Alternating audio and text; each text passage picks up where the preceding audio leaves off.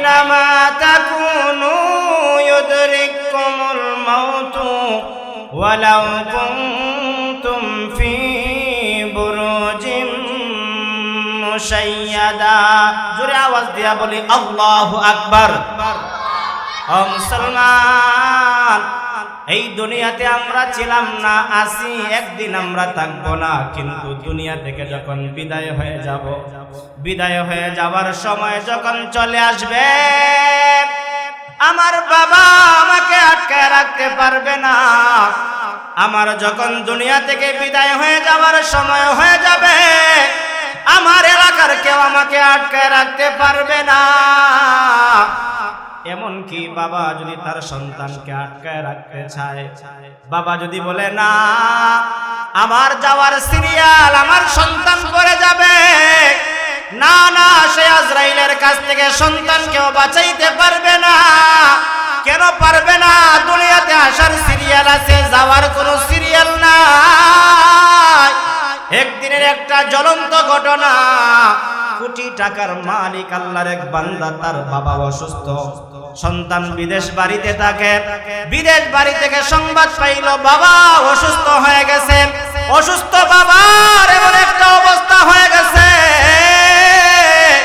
দুনিয়ার কোনো কিছু আর শুনতে পায় না, দুনিয়ার চাকচিক্য আর দেখার কোনো সুযোগ নাই। সাকরাত চলতেছে। সন্তান বিদেশ থেকে ডাক্তারের কাছে ফোন করে বলে, যাও, আমার বাবার কি যেন অসুস্থতার বা অসুস্থতা হয়ে গেছে, আমার বাবাকে গিয়া কোনো অবস্থায় বাঁচানো যায় কিনা দেখো। ওই সন্তানের সংবাদ পাইয়া ডাক্তার সাহেব বাড়িতে আসলো। আইসা দেখে তার বাবা এমন একটা হালত হয়ে গেছে, বাঁচানোর মতন কোনো সুযোগ নাই। বলে, আমার বাবাকে একটা ইনজেকশন দেওয়ার ব্যবস্থা করো, স্যালাইন দেওয়ার ব্যবস্থা করো, সামান্য সময় বাঁচায় রাখা যায় কিনা, আমি বিদেশ থেকে আইসা আমি আমার বাবাকে দেখব। এই অবস্থায় দুজনে কথোপকথন চলতেছে, ডাক্তার এবং তার সন্তান। কিছুক্ষণ পরে সন্তানকে ডাক্তার ডাক দিয়া বলে, আপনার বাবার এমন একটা অবস্থা হয়ে গেছে, আপনার বাবার হাতগুলো ঠান্ডা হয়ে গেছে, আপনার বাবার পাগুলো ঠান্ডা হয়ে গেছে, বুক দরদর করে কাঁপতেছে, আর আপনার বাবাকে বাঁচায় রাখার কোনো সুযোগ নাই। আফাহাসিবতুম আন্নামা খালাকনাকুম আবাসান ওয়া আন্নাকুম ইলাইনা লা তুরজাউন। আল্লাহ রাব্বুল আলামিন বলেন, পৃথিবীর মানুষেরা, তোমরা কি ধারণা করো আমি আল্লাহ তাআলা তোমাদেরকে অনর্থক কারণে নিষ্প্রয়োজনে সৃষ্টি করেছি? না বান্দা, না। আল্লাহ তাআলা আমাদেরকে অনর্থক বানান নাই, অকারণে বানান নাই, নিষ্প্রয়োজনে আল্লাহ তাআলা আমাদেরকে বানান নাই।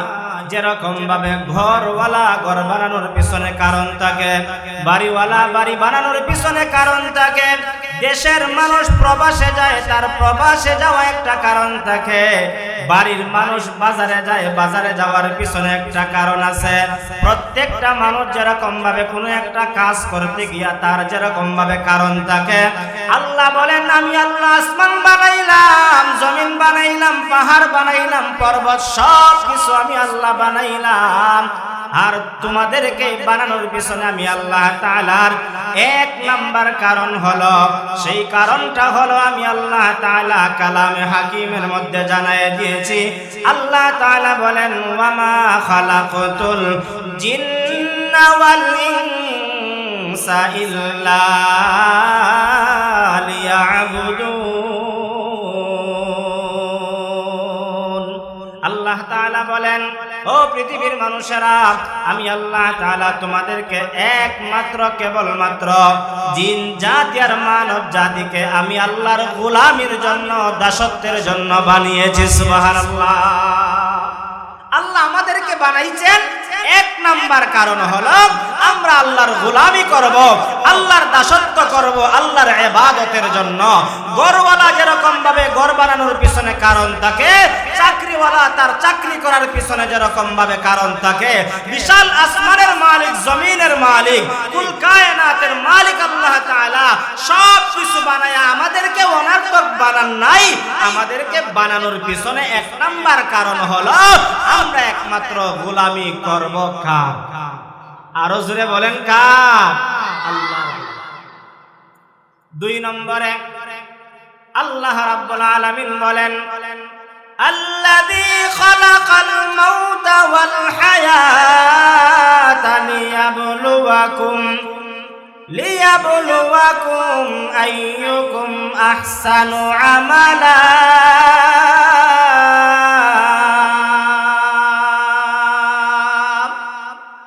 আল্লাহ তাআলা বলেন, ও পৃথিবীর মানুষেরা, আমি আল্লাহ তাআলা তোমাদেরকে মৌত এবং হায়াত দুইটা জিনিস দিয়া তোমাদেরকে দুনিয়াতে পাঠাইছি। কেন পাঠাইছি রে বান্দা? শোনো, আমি আল্লাহ তোমাদেরকে পরীক্ষা করব। কর্মের দিক দিয়া কে ফলাফল ভালো করো, নেক আমল করলা কিনা, আল্লাহর বিধান মানলা কিনা, সেটা পরীক্ষা করার জন্য আমার আল্লাহ তাআলা আমাদেরকে মৌত এবং হায়াত নামক জিন্দেগি দিয়া দুনিয়াতে আল্লাহ আমাদেরকে পাঠাইছেন। এবার হায়াতের জিন্দেগির 60 বছর পাইলা, 40 বছর পাইলা, 80 বছর, 100 বছর হায়াতের জিন্দেগি পাইলা। পরীক্ষার হলের ভিতরে তাইকা নেক আমল করলা কিনা, আল্লাহর গোলামি করলা কিনা, আল্লাহর ইবাদত বন্দেগী করলা কিনা। হায়াতের জিন্দেগি শেষ হয়ে যাওয়ার পর আল্লাহর দরবারে প্রতিটা মানুষের হিসাব দেওয়া লাগবে কি লাগবে না? প্রত্যেকটা মানুষের হিসাব আল্লাহর কাছে দিতে হবে। এই জন্য আল্লাহ তাআলা আমার তেলাওয়াতকৃত আয়াতের মধ্যে বলেন, কাইফা তাকফুরুনা বিল্লাহ। ও পৃথিবীর মানুষরা, তোমরা কেমন করে আমি আল্লাহর অকৃতজ্ঞ হও, কেমন করে আমি আল্লাহ তাআলার নাফরমানি করো। বাবা তার সন্তানকে বলে, ও সন্তান, তুমি কেমন করে আজকে আমি বাবার কথাটাকে অমান্য করো? তুমি না ছোট ছিলা, তোমাকে আমি লালন পালন করলাম, তুমি না কথা বলতে পারতে না সময়, তুমি কথা শ্রবণ করতে পারতে না সময়, তোমাকে আমি কুলে নিয়ে বাজারে গিয়েছি, ডাক্তারের কাছে নিয়েছি। শেষ পর্যায়ে যখন সন্তান বড় হয়, বাবাই হয়, সন্তানে কথা না শুনলে, ও সন্তান তুই কেমনে আমার নাফরমানি করলে, কেমনে তুই অকৃতজ্ঞ হইলে, তোরে না কত কষ্ট করে আমি লালন পালন করছি। দুনিয়ার বাবারা অবাধ্য সন্তানকে এমন কথা বলেনি না, বলেনি না? তো আমার আল্লাহ বলেন, কাইফা তাকফুরুনা বিল্লাহ। ও বান্দা বান্দিরা, কেমন করে আমি আল্লাহর নাফরমানি করলাম? তুই তো ছিলে নিষ্প্রাণ, তোর তো কোনো প্রাণ ছিল না। আজকে যাকে আব্দুর রহমান বলে ডাকা হয়, আব্দুল করিম বলে ডাকা হয়, তারও তো একটা সময় ছিল, অস্তিত্ব ছিল না, বাড়ির নিশানা ছিল না, ঠিকানা ছিল না, উল্লেখযোগ্য বলতে তার কিছুই ছিল না। অর্থাৎ মনে করেন আমি আজিজুর রহমান হুসাইনি, এই মুহূর্তে আমি আছি। 30 বছর 40 বছর আগে আমার নামও ছিল না, বাড়িও কোথায় ছিল তাও জানা ছিল না। আমি কোথায় থেকে আসব, কিভাবে আসব, কোনো অস্তিত্ব ছিল না। অস্তিত্ববিহীন আমি ব্যক্তিটাকে অস্তিত্ব দান করলেন কে? আরো জোরে আওয়াজ দিয়া বলেন কে?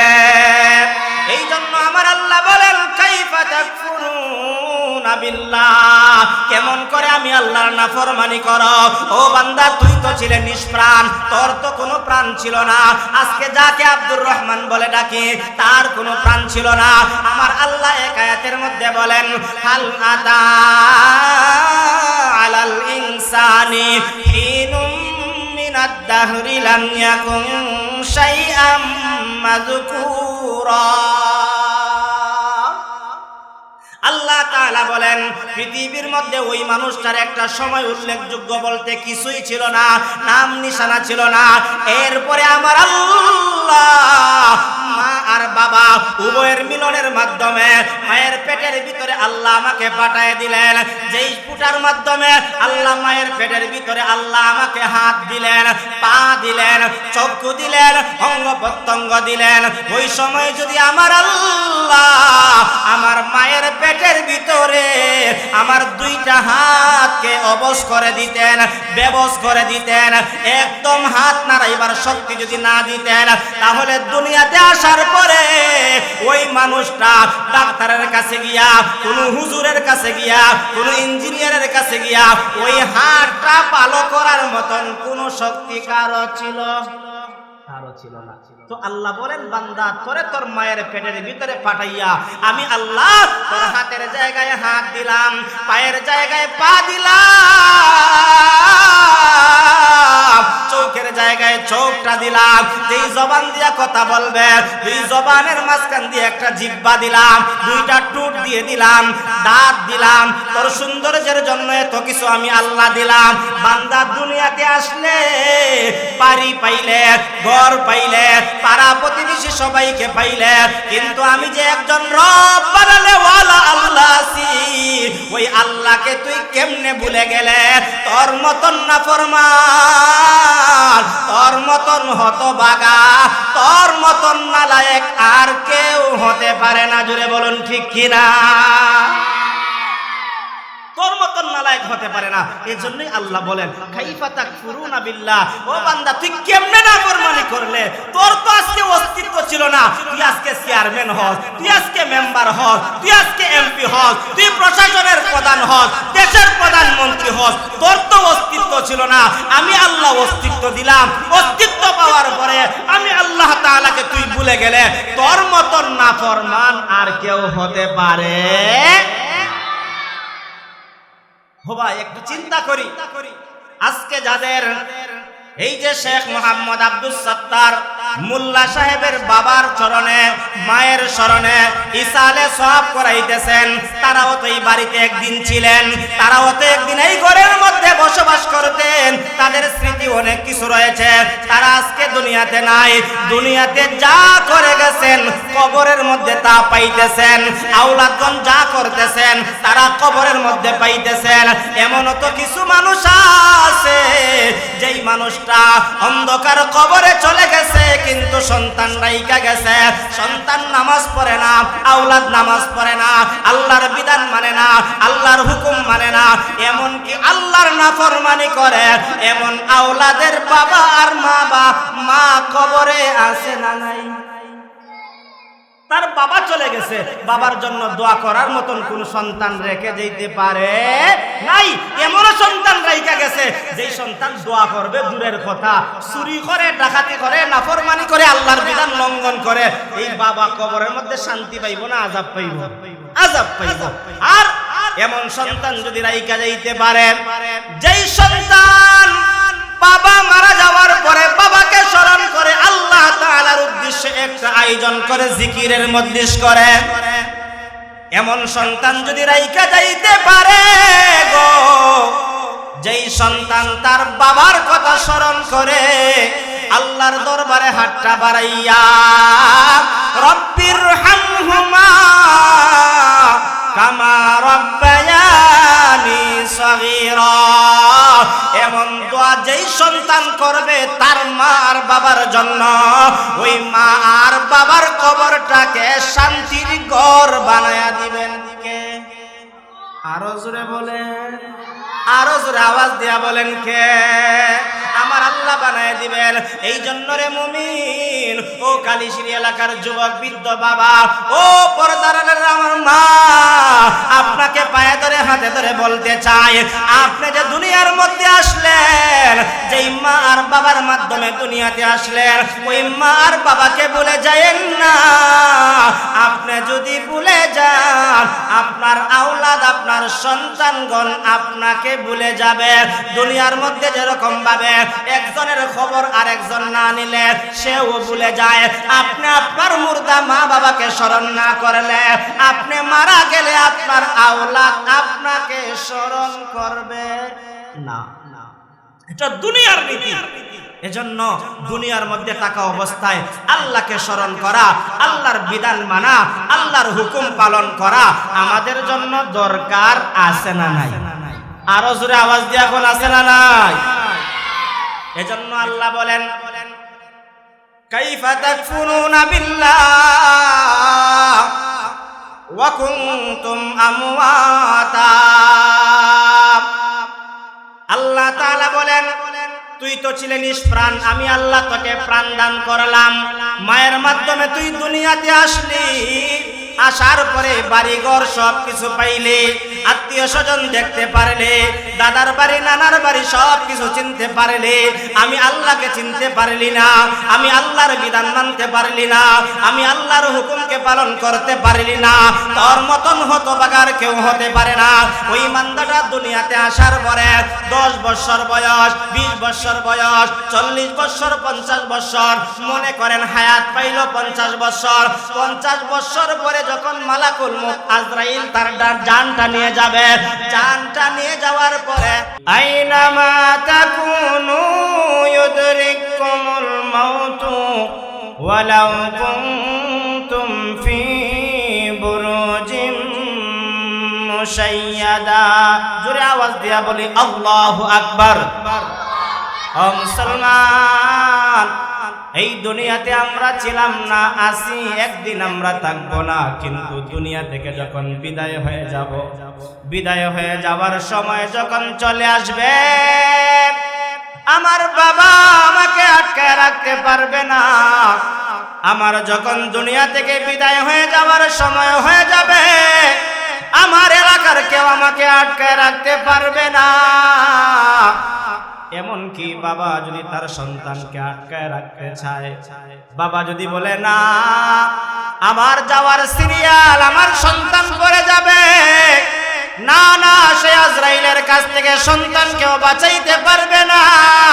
কেন পারবে না? দুনিয়াতে আসার সিরিয়াল আছে, যাওয়ার কোনো সিরিয়াল নাই। একদিনের একটা জ্বলন্ত ঘটনা, কোটি টাকার মালিক আল্লাহর এক বান্দা, তার বাবা অসুস্থ, সন্তান বিদেশ বাড়িতে থাকে। বিদেশ বাড়ি থেকে সংবাদ পাইল বাবা অসুস্থ হয়ে গেছে। অসুস্থ বাবার এমন একটা অবস্থা হয়ে গেছে,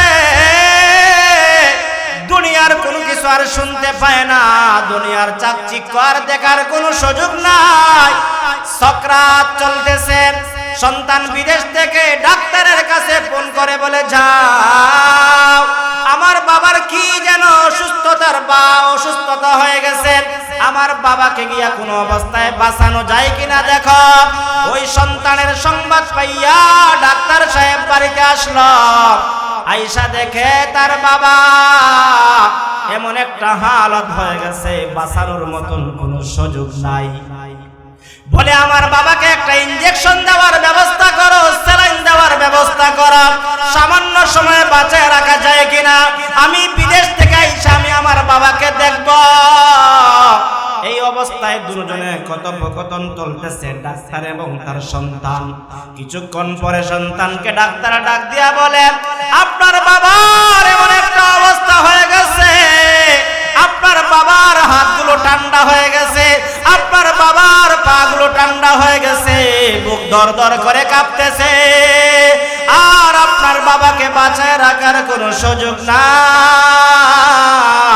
ও মুসলমান ইমানদার, যখন হাতটা ঠান্ডা হয়ে যাবে, পাটা ঠান্ডা হয়ে যাবে, আপনার বাবা অথবা মার বুক যখন দরদর করে কাঁপতে থাকবে, ডাইনের মানুষ কালেমা বলবে, বাবার মানুষ কালেমা বলবে,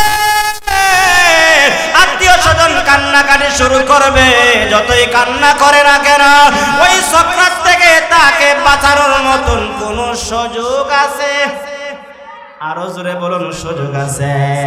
এই জন্য যেহেতু কোনো জিন কোনো মৃত্যুর হাত থেকে কেউ বাঁচাইতে পারে না,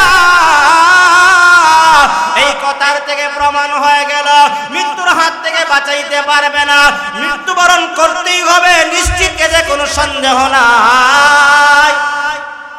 তাহলে অবশ্যই অবশ্যই আমাকে মৃত্যুবরণ মৃত্যুবরণ করার আগে আল্লাহর গোলামি করা দরকার, আল্লাহকে চেনা দরকার, আল্লাহর বিধান মতো জীবনটাকে পরিচালনা করা দরকার। ও মুসলমান, আজকে তো বাবা চিনলা, মা চিনলা, বাড়ি চিনলা, ঘর চিনলা, আত্মীয় স্বজন সবকিছু চিনলা রে বাবা, কিন্তু আপনি যে আপনার রব আল্লাহকে চিনলে না। এই অবস্থায় যদি তোমার মৃত্যুটা চলে আসে আর তুমি যদি বেনামাজি হইয়া মারা যাও, বেআমলদার হয়ে মারা যাও, আল্লাহর হুকুম লঙ্ঘনকারী হইয়া মারা যাও রে বাবা, মরতে পারবা ঠিক, আপনার কাফনের ব্যবস্থা হবে ঠিক, কবরের মধ্যে আপনাকে দাফন করানো হবে, মাটিতে আপনাকে পুঁতে রাখা হবে। কিন্তু যদি ঈমান না নিয়ে যাইতে পারো, নেক আমল না নিয়ে যাইতে পারো,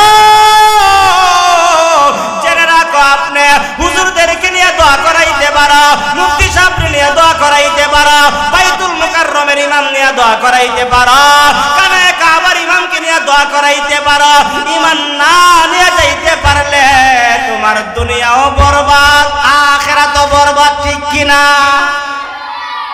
কিন্তু আজকে তো আমরা এমন একটা অবস্থা দেখেছি, কত মানুষ আছে দুনিয়াতে হায়াতের জিন্দেগির 60 বছর হায়াতের জিন্দেগি পাইছে, 60 বছরের ভিতরে একদিন মসজিদে যায় নাই, 40 বছর পাইছে, 40 বছরের ভিতরে একদিন মসজিদে যায় নাই।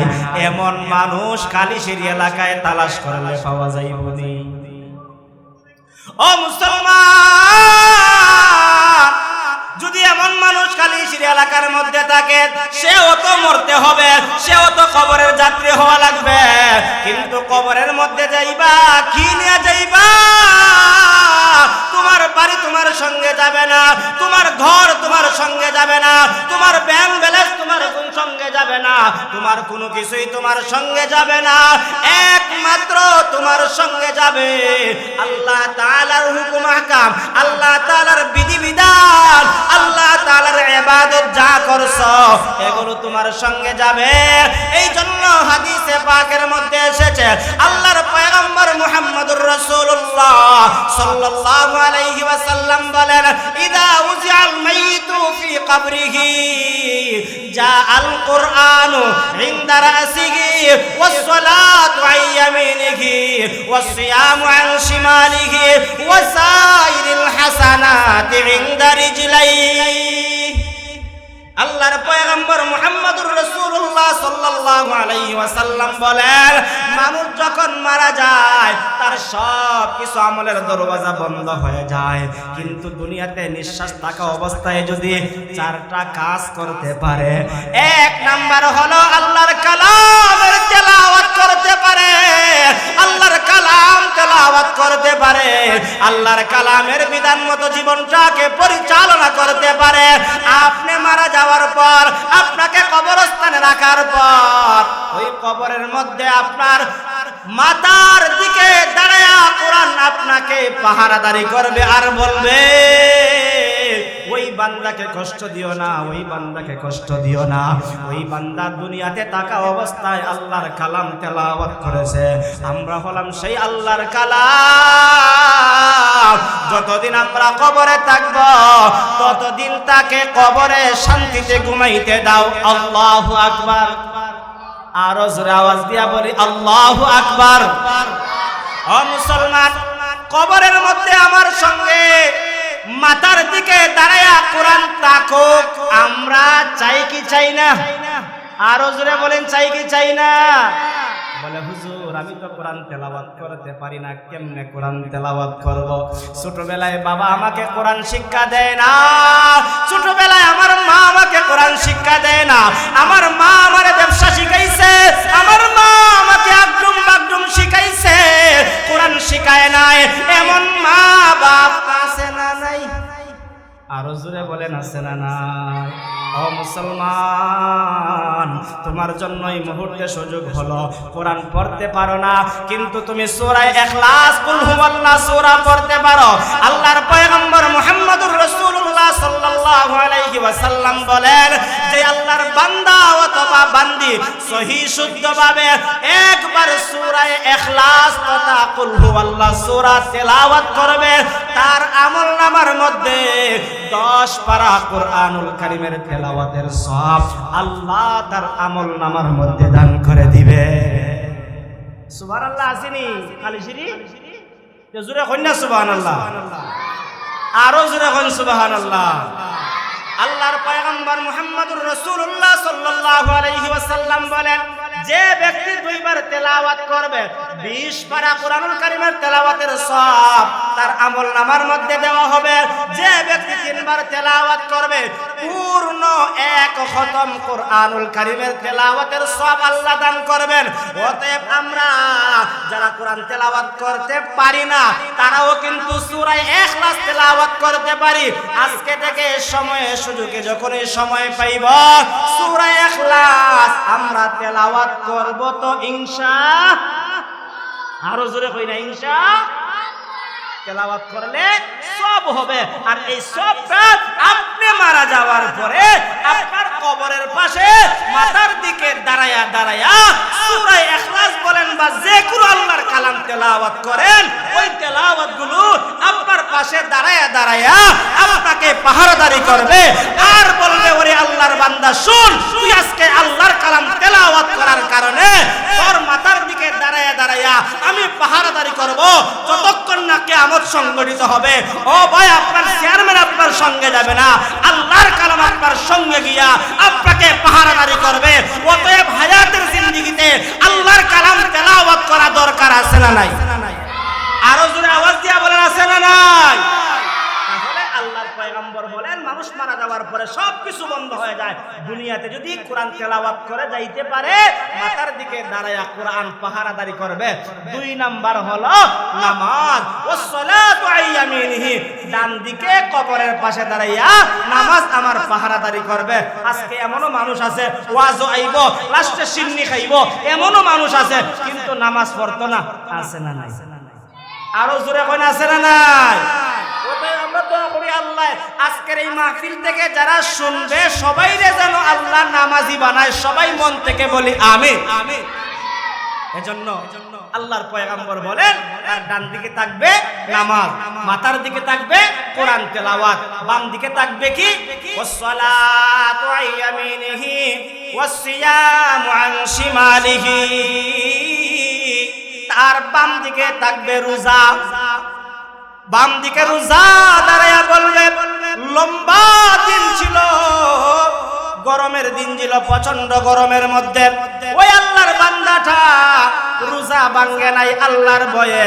ওই বান্দাটা 30টা রোজা 29টা রোজা রেখেছে আল্লাহকে খুশি করার জন্য।